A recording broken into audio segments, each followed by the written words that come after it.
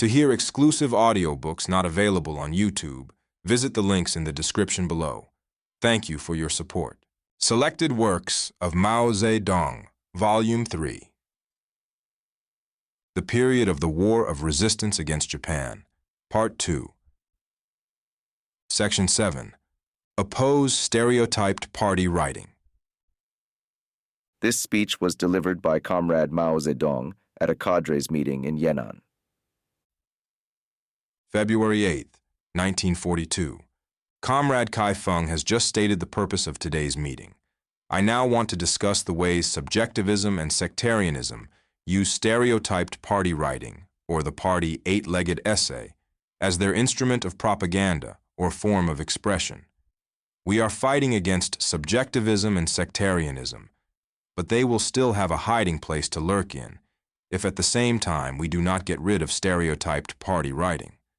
If we destroy that too, we shall checkmate subjectivism and sectarianism and make both these monsters show themselves in their true colors.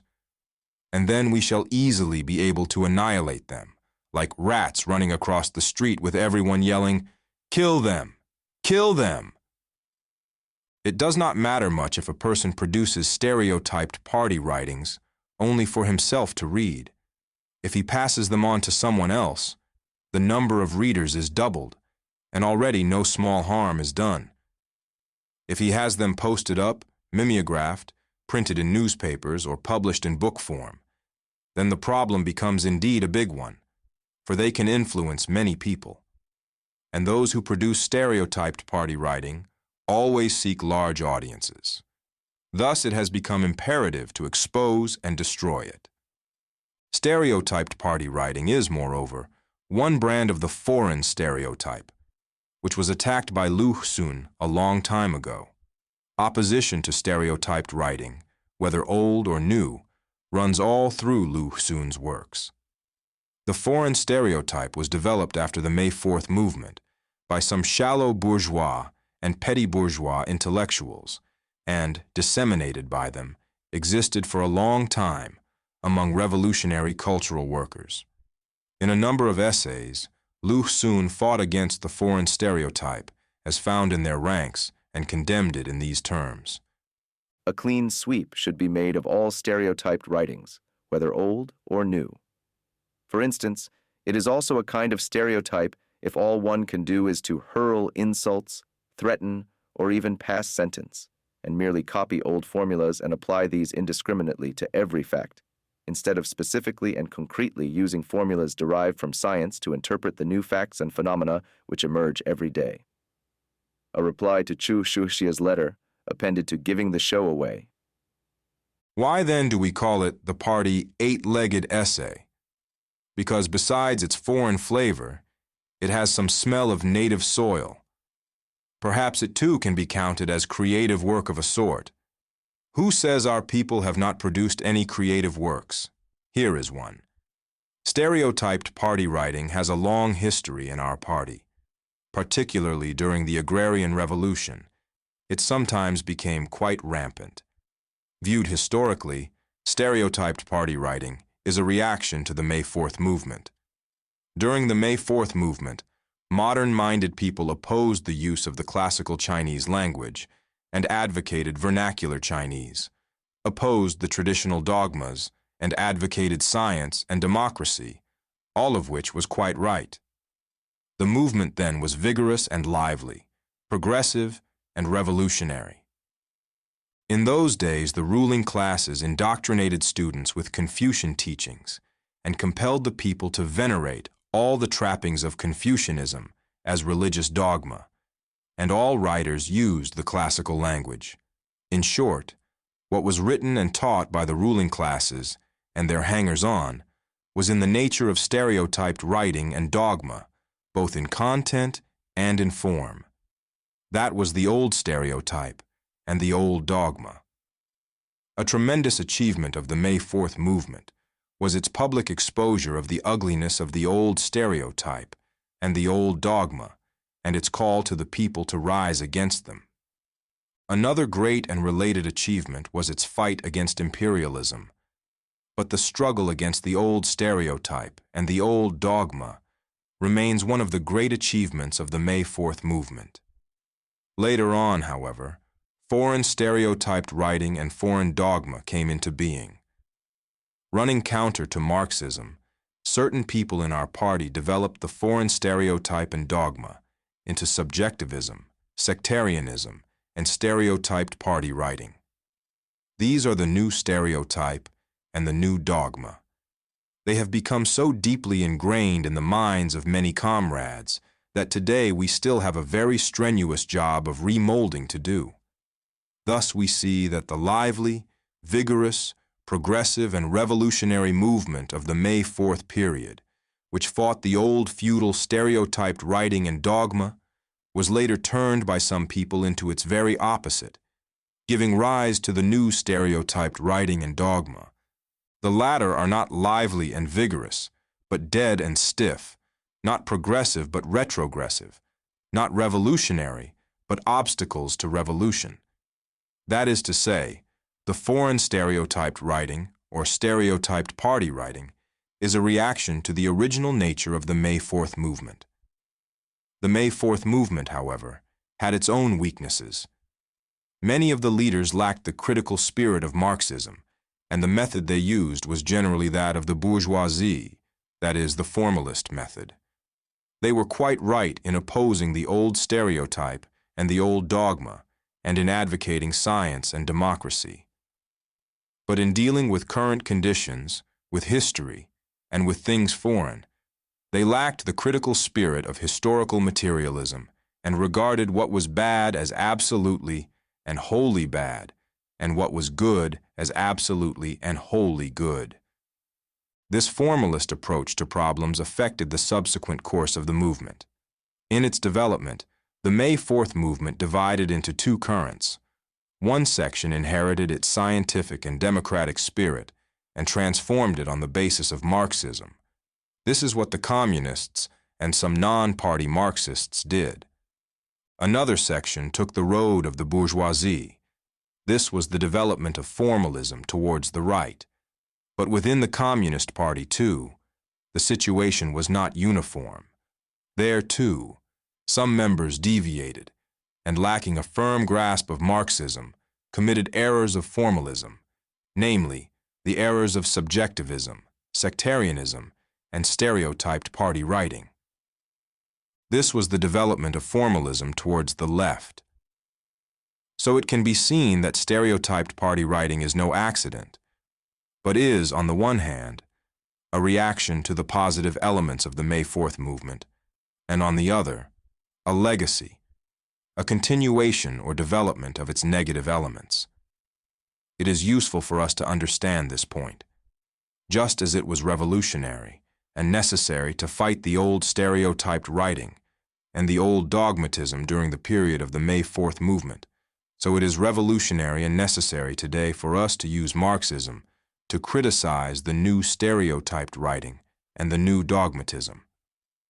If there had been no fight against the old stereotype and the old dogmatism during the May 4th period, the minds of the Chinese people would not have been freed from bondage to them, and China would have no hope of freedom and independence.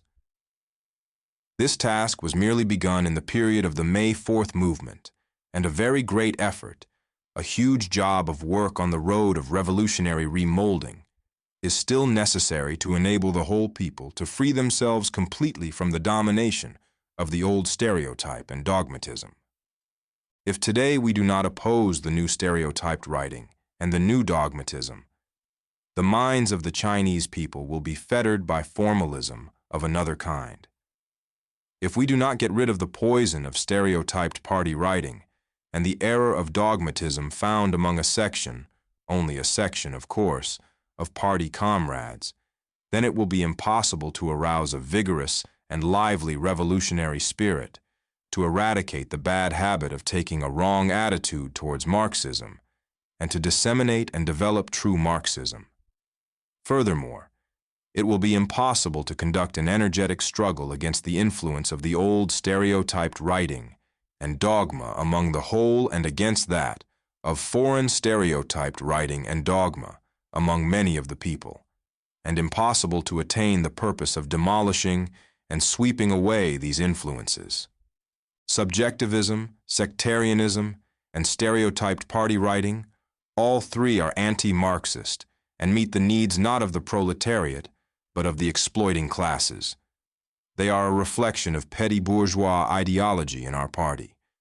China is a country with a very large petty bourgeoisie, and our party is surrounded by this enormous class. A great number of our party members come from this class, and when they join the party, they inevitably drag in with them a petty bourgeois tale, be it long or short. Unless checked and transformed, the fanaticism and one-sidedness of petty bourgeois revolutionaries can easily engender subjectivism and sectarianism, of which foreign stereotyped writing, or stereotyped party writing, is one form of expression. It is not easy to clean out these things and sweep them away. It must be done properly, that is, by taking pains to reason with people. If we reason earnestly and properly, it will be effective. The first thing to do in this reasoning process is to give the patient a good shake-up by shouting at him, "You are ill," so as to administer a shock and make him break out in a sweat, and then to give him sincere advice on getting treatment. Let us now analyze stereotyped party writing and see where its evils lie. Using poison as an antidote to poison, we shall imitate the form of the stereotyped 8-section essay and set forth the following 8 legs, which might be called the 8 major indictments.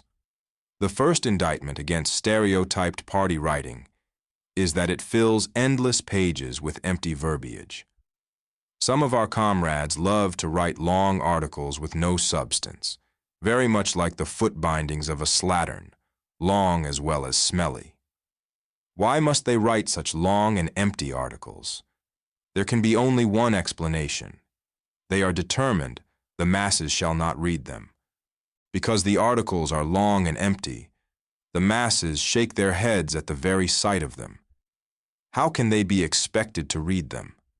Such writings are good for nothing except to bluff the naive, among whom they spread bad influences and foster bad habits.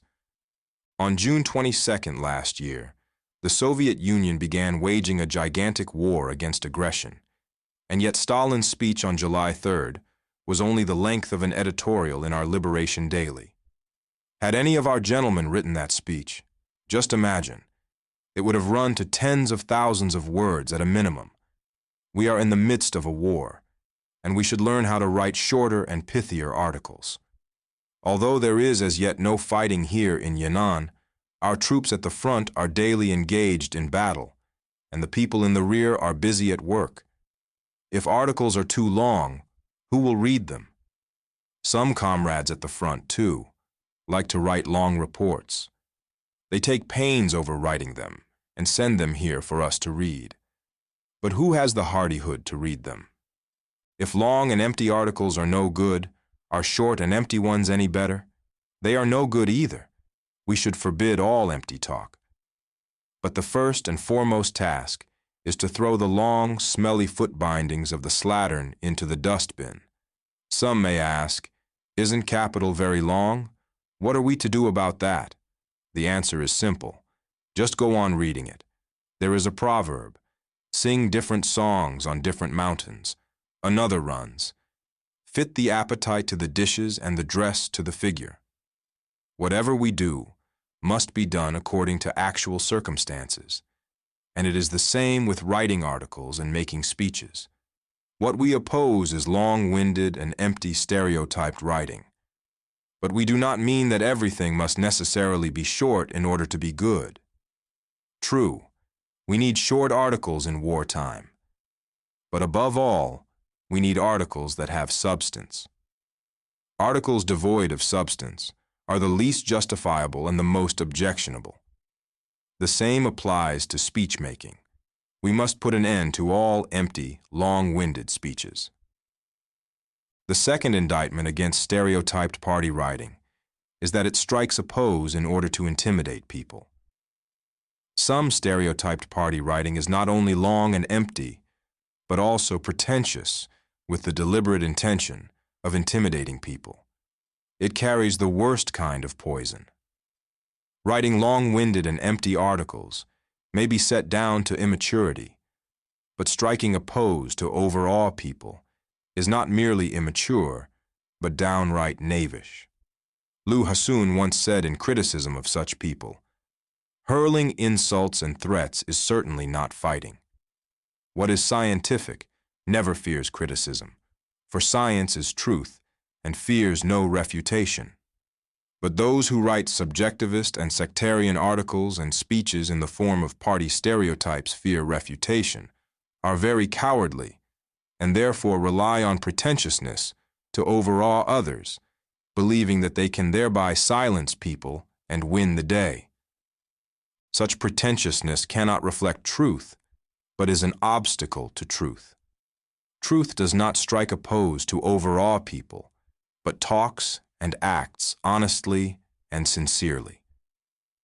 Two terms used to appear in the articles and speeches of many comrades, one being ruthless struggle, and the other merciless blows.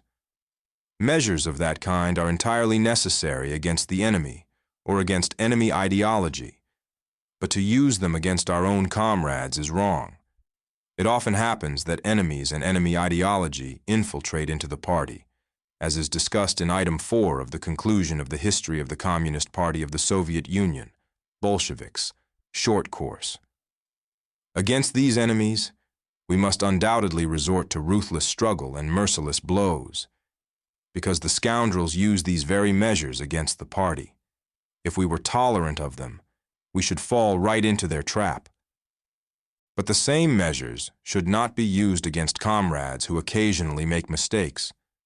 To them, we should apply the method of criticism and self-criticism, the method indicated in item 5 of the conclusion of the history of the Communist Party of the Soviet Union, Bolsheviks, short course.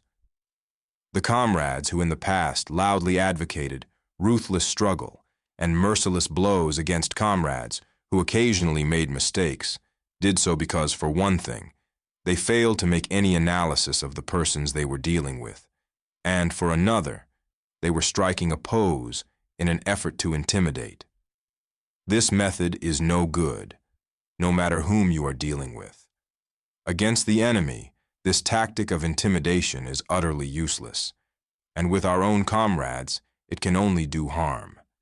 It is a tactic which the exploiting classes and the lumpen proletariat habitually practice, but for which the proletariat has no use.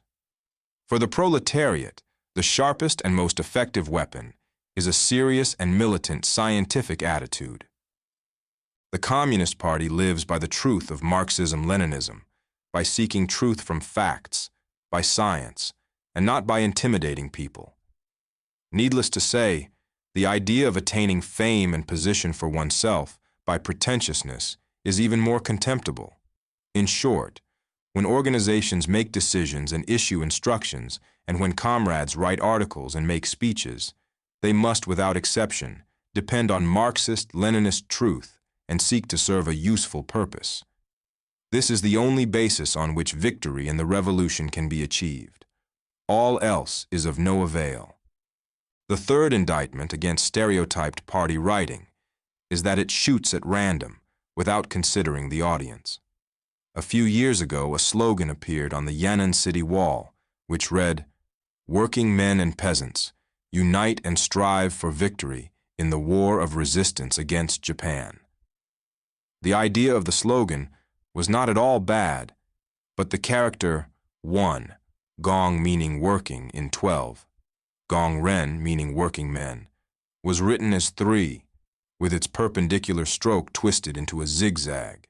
How about the character 2, ren meaning men? It became 4, with 3 slanting strokes added to its right leg. The comrade who wrote this was no doubt a disciple of the ancient scholars, but it is rather baffling why he should have written such characters in such a place, on the Yan'an city wall, at the time of the War of Resistance. Perhaps he had taken a vow that the common people should not read them. It is difficult to explain otherwise. Communists who really want to do propaganda must consider their audience and bear in mind those who will read their articles and slogans or listen to their speeches and their talk. Otherwise, they are in effect resolving not to be read or listened to by anyone. Many people often take it for granted that what they write and say can be easily understood by everybody, when it is not so at all. How can people understand them when they write and speak in party stereotypes? The saying, "to play the lute to a cow," implies a jibe at the audience. If we substitute the idea of respect for the audience, the jibe is turned against the player. Why should he strum away without considering his audience? What is worse, he is producing a party stereotype as raucous as a crow, and yet he insists on cawing at the masses. When shooting an arrow, one must aim at the target. When playing the lute, one must consider the listener. How, then, can one write articles or make speeches without taking the reader or the audience into account? Suppose we want to make friends with a person, whoever he may be. Can we become bosom friends if we cannot understand each other's hearts, do not know each other's thoughts? It simply will not do for our propaganda workers to rattle on without investigating, studying, and analyzing their audience. The fourth indictment against stereotyped party writing is its drab language that reminds one of a pisan. Like our stereotyped party writing, the creatures known in Shanghai as little pisan are wizened and ugly. If an article or a speech merely rings the changes on a few terms in a classroom tone, without a shred of vigor or spirit, is it not rather like a pisan, drab of speech and repulsive in appearance? If someone enters primary school at 7, goes to middle school in his teens, graduates from college in his 20s, and never has contact with the masses of the people, he is not to blame if his language is poor and monotonous. But we are revolutionaries working for the masses, and if we do not learn the language of the masses, we cannot work well. At present, many of our comrades doing propaganda work make no study of language. Their propaganda is very dull, and few people care to read their articles or listen to their talk. Why do we need to study language, and what is more, spend much effort on it?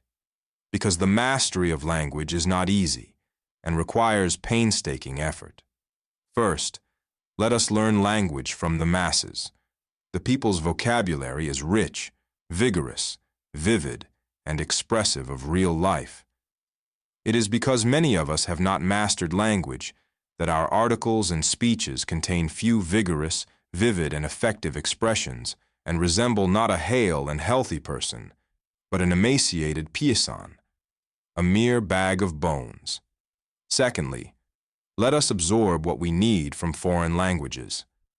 We should not import foreign expressions mechanically or use them indiscriminately, but should absorb what is good and suits our needs.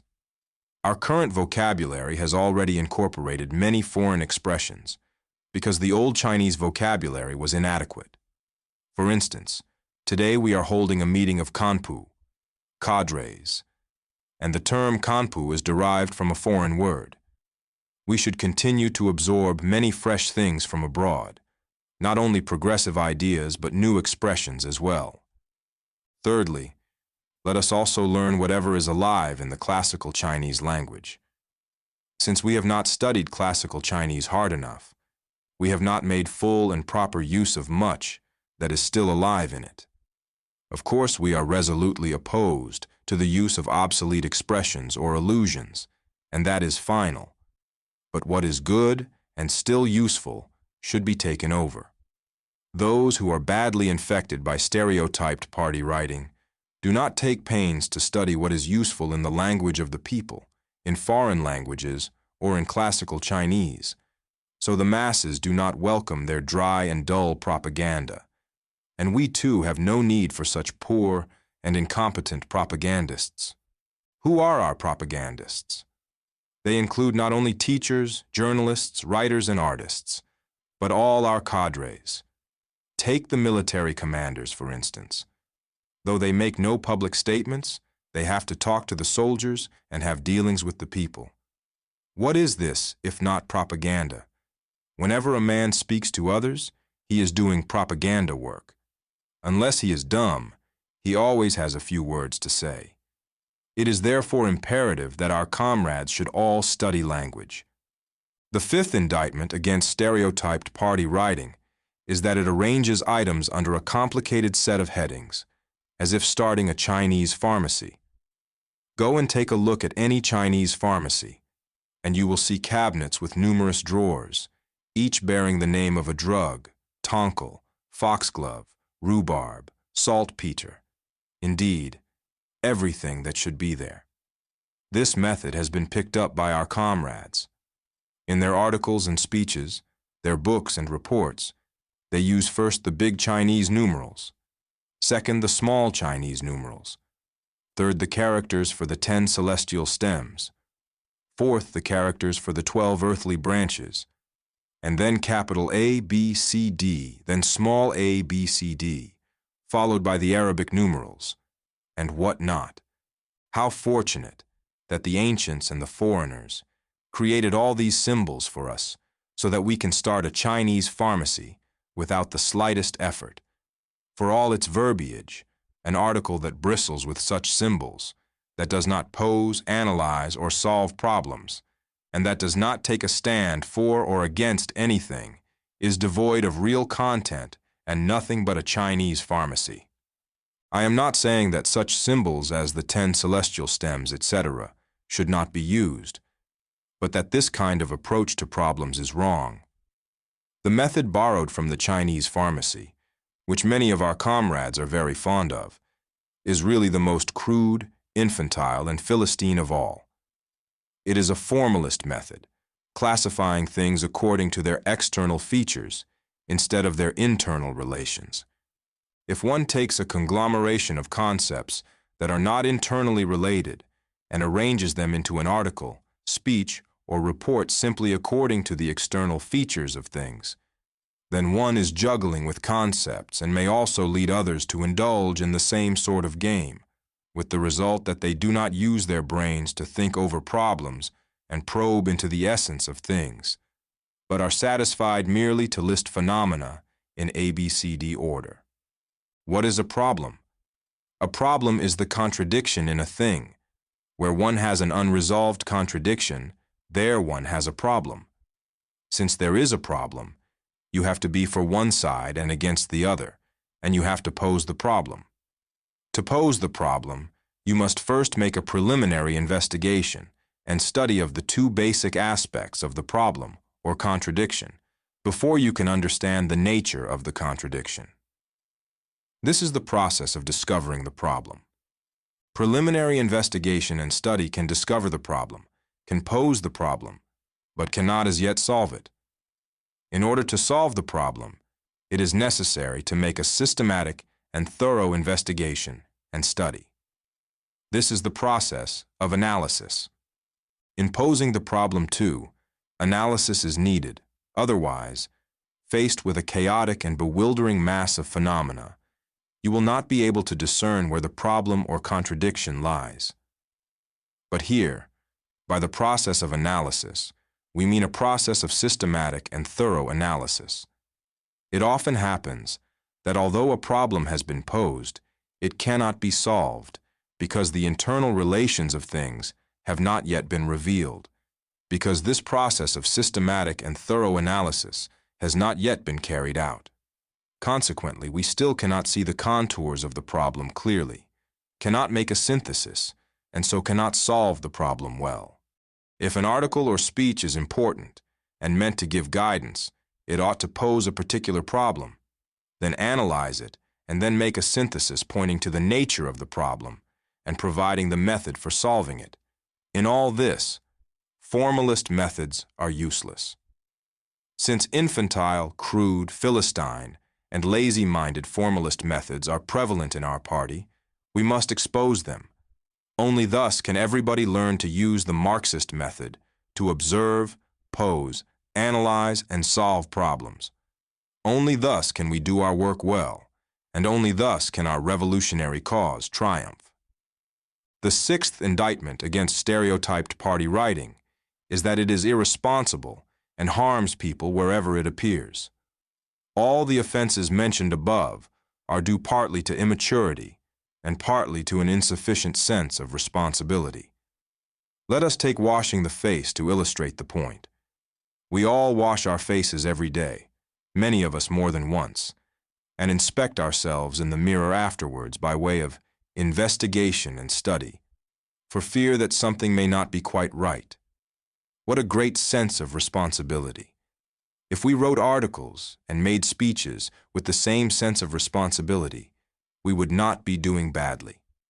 Do not present what is not presentable. Always bear in mind that it may influence the thoughts and actions of others. If a man happens not to wash his face for a day or two, that of course is not good.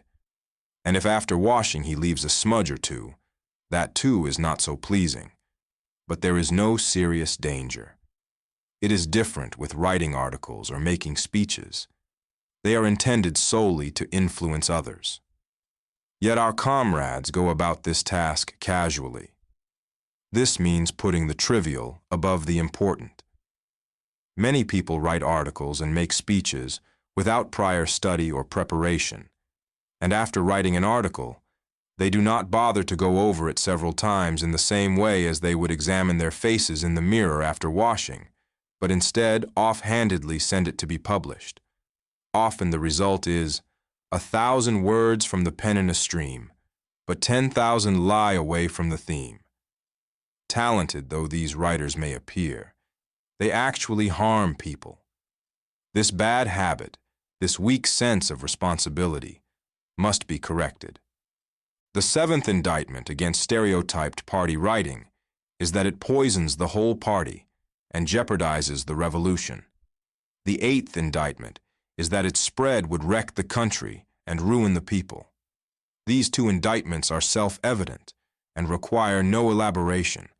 In other words, if stereotyped party writing is not transformed but is allowed to develop unchecked, the consequences will be very serious indeed. The poison of subjectivism and sectarianism is hidden in stereotyped party writing, and if this poison spreads, it will endanger both the party and the country. The aforesaid 8 counts are our call to arms against stereotyped party writing. As a form, the party stereotype is not only unsuitable for expressing the revolutionary spirit, but is apt to stifle it. To develop the revolutionary spirit, it is necessary to discard stereotyped party writing and instead to adopt the Marxist-Leninist style of writing, which is vigorous, lively, fresh, and forceful. This style of writing has existed for a long time, but is yet to be enriched and spread widely among us. When we have destroyed foreign stereotyped writing and stereotyped party writing, we can enrich our new style of writing and spread it widely, thereby advancing the party's revolutionary cause. The party stereotype is not only confined to articles and speeches, but is also found in the conduct of meetings. 1. Opening announcement. 2. Report. 3. Discussion. 4. Conclusions. And 5. Adjournment. If this rigid procedure is followed at every meeting, large or small, everywhere and every time, is not that another party stereotype? When reports are made at meetings, they often go as follows. 1. The international situation. 2. The domestic situation. 3. The border region. And 4. Our own department. And the meetings often last from morning till night, with even those having nothing to say taking the floor, as though they would let the others down unless they spoke. In short, there is a disregard for actual conditions and deadly adherence to rigid old forms and habits. Should we not correct all these things too? Nowadays, many people are calling for a transformation to a national, scientific, and mass style. That is very good. But transformation means thorough change, from top to bottom and inside out. Yet some people who have not made even a slight change are calling for a transformation. I would therefore advise these comrades to begin by making just a little change before they go on to transform, or else they will remain entangled in dogmatism and stereotyped party writing. This can be described as having grandiose aims but puny abilities, great ambition but little talent, and it will accomplish nothing. So whoever talks glibly about transformation to a mass style, while in fact he is stuck fast in his own small circle, had better watch out, or someday one of the masses may bump into him along the road and say, "What about all this transformation, sir? Can I see a bit of it, please?" And he will be in a fix. If he is not just prating but sincerely wants to transform to a mass style, he must really go among the common people and learn from them. Otherwise, his transformation will remain up in the air. There are some who keep clamoring for transformation to a mass style, but cannot speak 3 sentences in the language of the common people.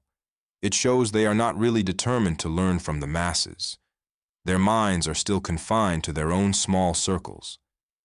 At this meeting, copies of a guide to propaganda, a pamphlet containing 4 articles, have been distributed, and I advise our comrades to read and reread it.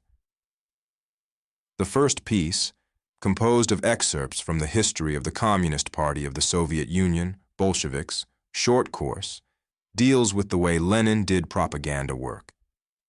It describes, among other things, how Lenin wrote leaflets.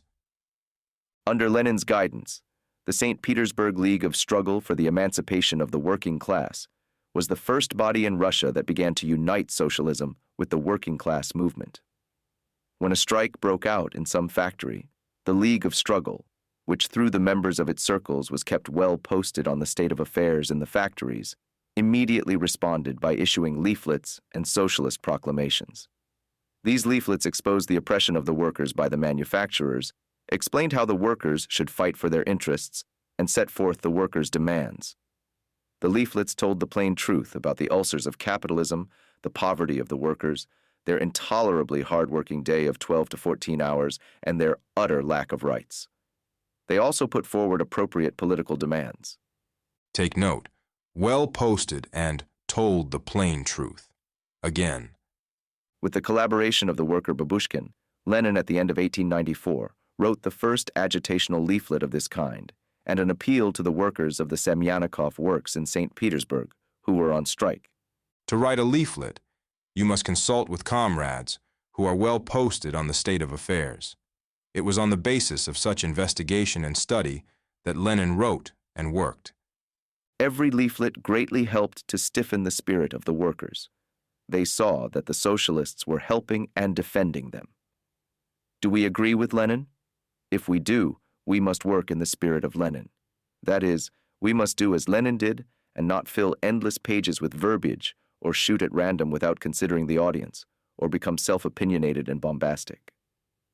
The second piece is composed of excerpts from Dimitrov's statements at the 7th World Congress of the Communist International.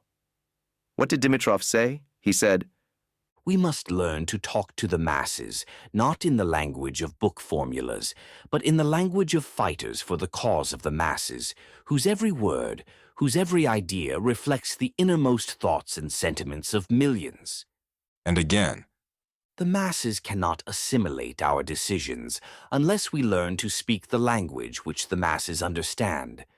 We do not always know how to speak simply, concretely, in images which are familiar and intelligible to the masses.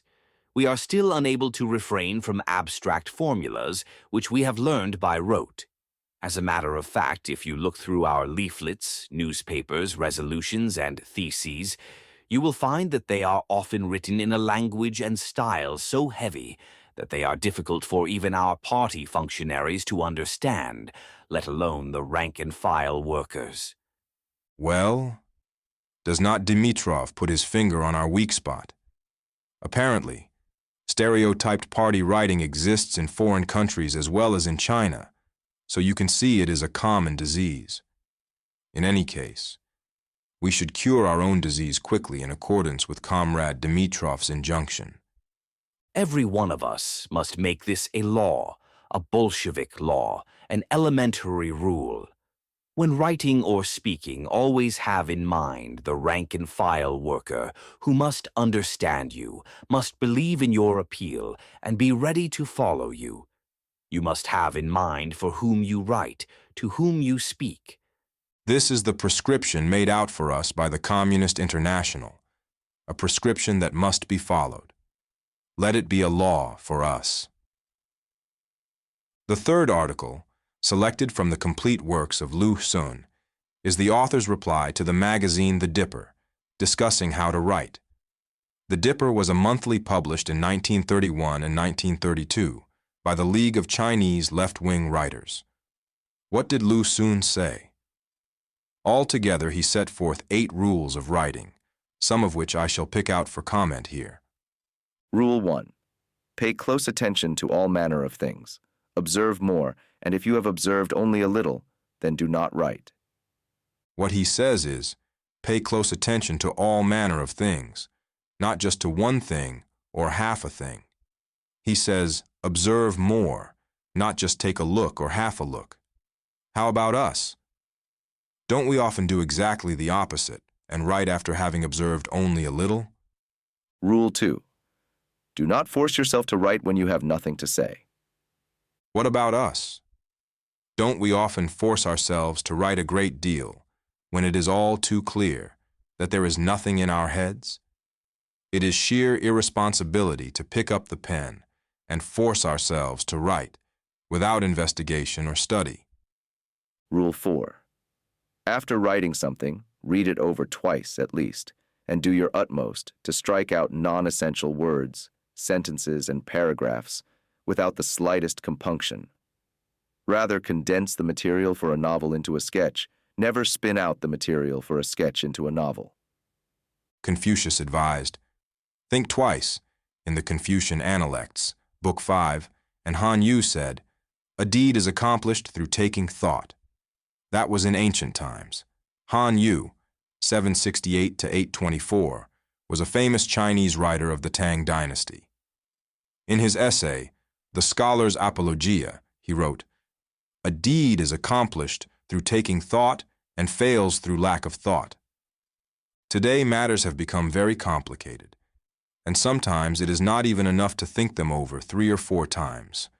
Lu Xun said, read it over twice at least. And at most? He did not say, but in my opinion, it does no harm to go over an important article more than 10 times, and to revise it conscientiously before it is published. Articles are the reflection of objective reality, which is intricate and complex, and must be studied over and over again before it can be properly reflected. To be slipshod in this respect is to be ignorant of the rudiments of writing. Rule 6. Do not coin adjectives or other terms that are intelligible to nobody but yourself. We have coined too many expressions that are intelligible to nobody. Sometimes a single clause runs to 40 or 50 words and is packed with adjectives or other terms that are intelligible to nobody. Many who never tire of professing to follow Lu Xun are the very ones who turn their backs on him. The last piece is taken from the report on how to develop a national style of propaganda, which was adopted at the 6th plenary session of the 6th Central Committee of the Communist Party of China. At that session held in 1938, we said that any talk about Marxism apart from China's specific characteristics is only Marxism in the abstract, Marxism in a vacuum. That is to say, we must oppose all empty talk about Marxism, and communists living in China must study Marxism by linking it with the realities of the Chinese Revolution. The report said, foreign stereotypes must be abolished. There must be less singing of empty, abstract tunes, and dogmatism must be laid to rest. They must be replaced by the fresh, lively Chinese style and spirit which the common people of China love. To separate internationalist content from national form is the practice of those who do not understand the first thing about internationalism. We, on the contrary, must link the two closely. In this matter, there are serious errors in our ranks which should be conscientiously overcome. The abolition of foreign stereotypes was demanded in that report, yet some comrades are still promoting them. Less singing of empty abstract tunes was demanded, yet some comrades are obstinately singing more.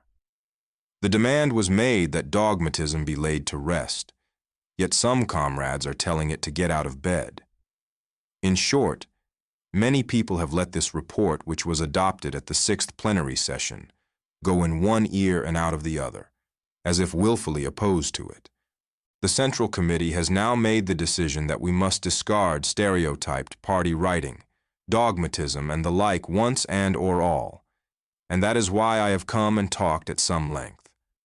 I hope that comrades will think over and analyze what I have said, and that each comrade will also analyze his own particular case. Everyone should carefully examine himself, talk over with his close friends and the comrades around him whatever he has clarified, and really get rid of his own defects. End of section 7.